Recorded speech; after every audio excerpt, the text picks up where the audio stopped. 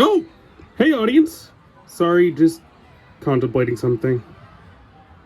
Is it really time? This one has been on the back burner for a while. You know what? Frick it. Let's get into this. Not so fast, not so fast, Agatha? not so fast. Tendo? Sorry. My very hairy child, Cheryl, ran off. Look, they don't allow dogs in here, but I wanted to take her to Disney, so I did what I needed to do, okay? Okay, then. But really quick, you sure you want to cover this version? Huh? You do realize there was something before this, right? The beta version from the DVD. That'd be unique. Want to join me? Join you? Join you? Me and my child are here at Disney, someplace we rarely get to be, and you want me to waste my time doing a review with you, a freaking seal? You have to be kidding! Oh, sure. So, beta version Little Mermaid. Let's go!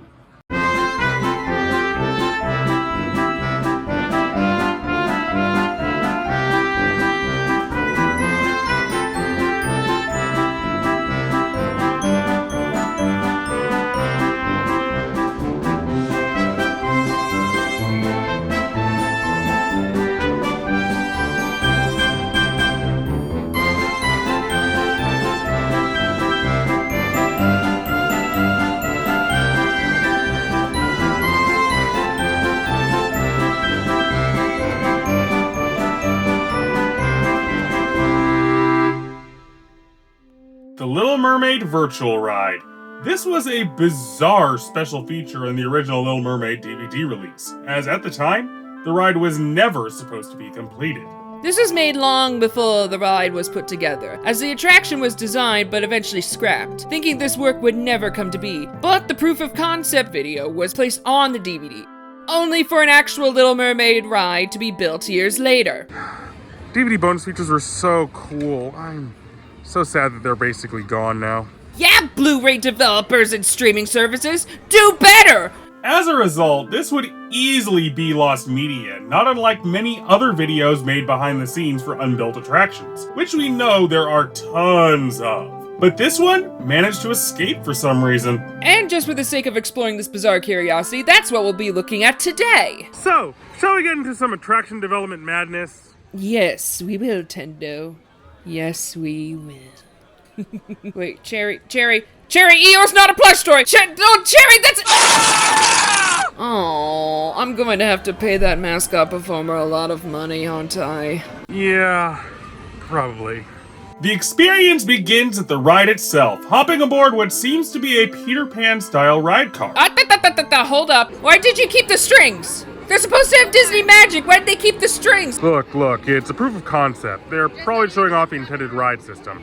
Anyway, we sail off in the clamshell, resembling Triton's chariot from the beginning of the movie, until...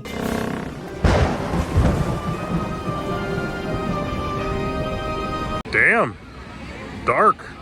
This is supposed to be a fun family ride, right? You'd think so, but starting off with a dark, stormy shipwreck? I'm not so sure anymore. Anyway, we continue on into... Oh, come on. Can't we stay a little bit longer? I want to kill some Nazis. No. My friend has skeletons for that. Besides, there aren't any Nazis in this ride. I don't know if I should be disappointed by that or not. Anyway, we continue off into the rather dark shipwreck until we encounter Ariel.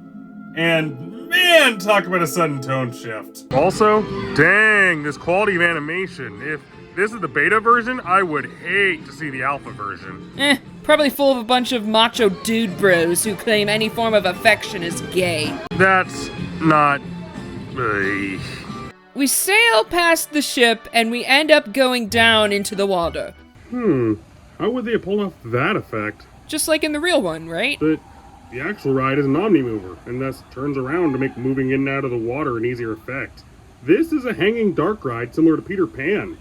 How would that be possible? Let's not think about that. Yeah, probably for the best. As we descend, we enter into this version's equivalent of the Under the Sea sequence, which is basically a truncated version of what ended up in the actual ride years later. And considering we don't have Dole Whip hair Ariel from the early openings of the ride like the real one did, I'd call this a marked improvement. Regardless, we sail through the undersea party until we end up in the part of your world sequence? Why would they reduce part of your world to 2 tiny segments? One here and the instrumental earlier.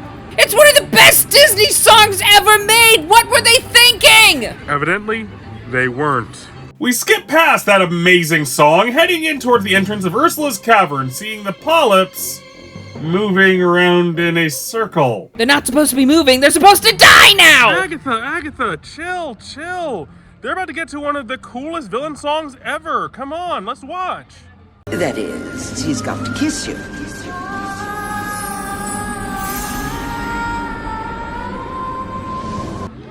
Oh, you were saying? You were saying?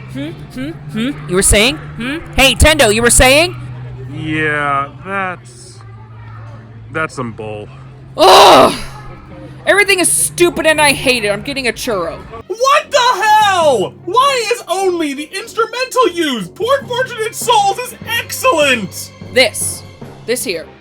This is a true example of attraction malpractice.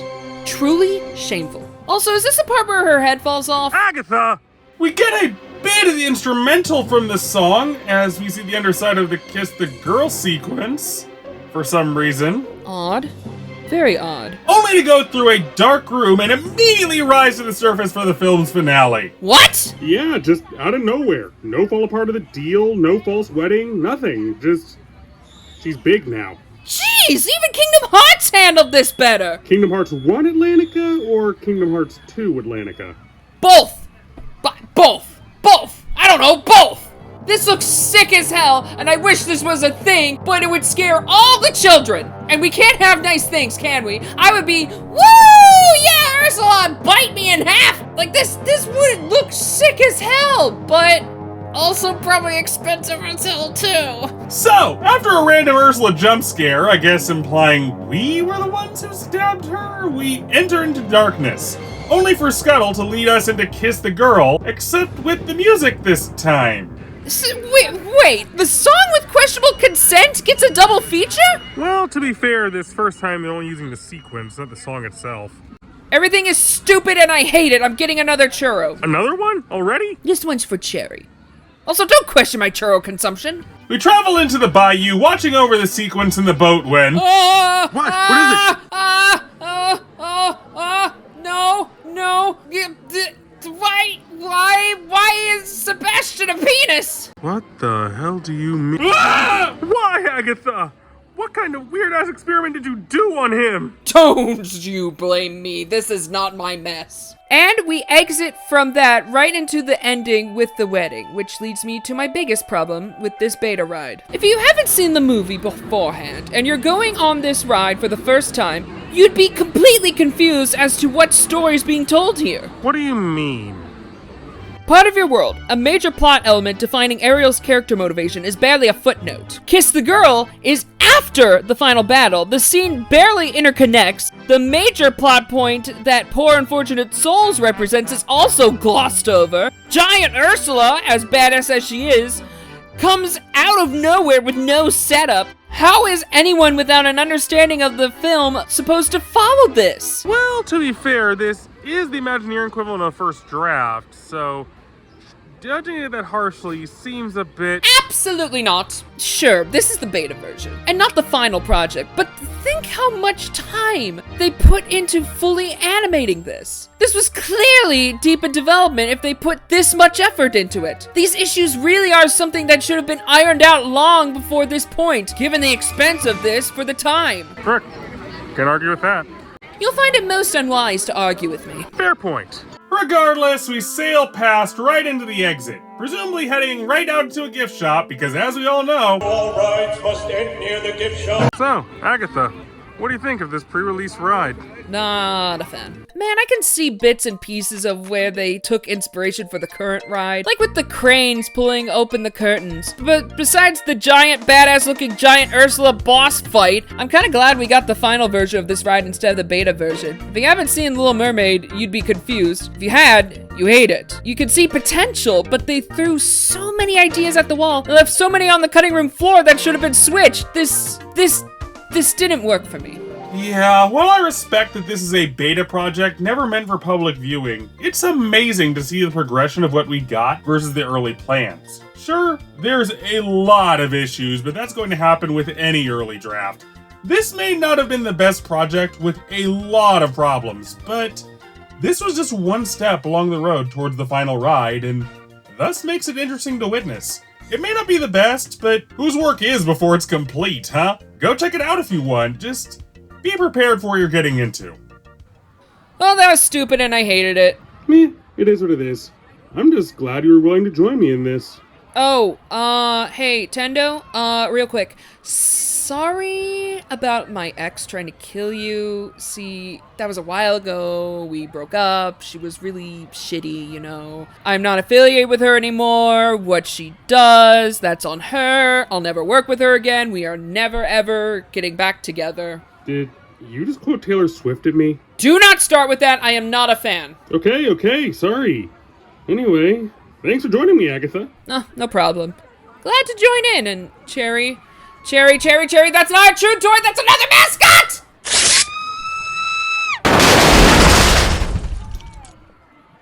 Anyway, thank you all so much for watching. Don't forget to like, comment, and subscribe. And I'll see you next time for mockery and tomfoolery.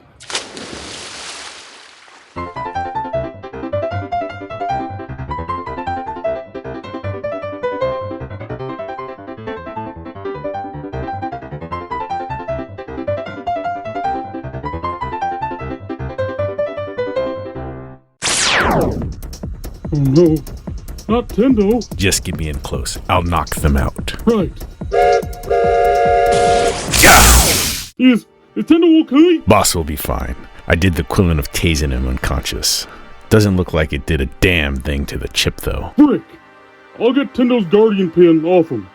We'll get into the brig, then I'm getting you to the medical bay. I've had worse. No excuses, let's get a move on.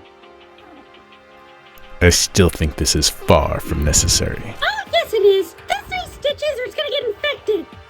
I'm getting back on the case. Vale, stay here with Velvet.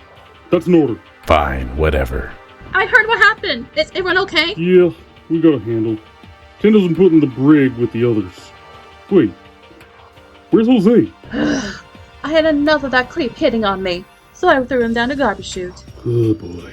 Well, I never was there ever a cat so lovely as tech-savvy Miss Lady Aisha. Asha, we told you to stay together. That was dangerous. Don't worry though. We'll give the guy a talking to. Either way, what now? I remember Tendo mentioning that buddy system thing, so y'all come with me, Asha. After that old miss, I doubt this perp didn't make any slip-ups. Found this on the inside of Tendo's shirt. Think it means something? Probably a last message. We'll keep in mind.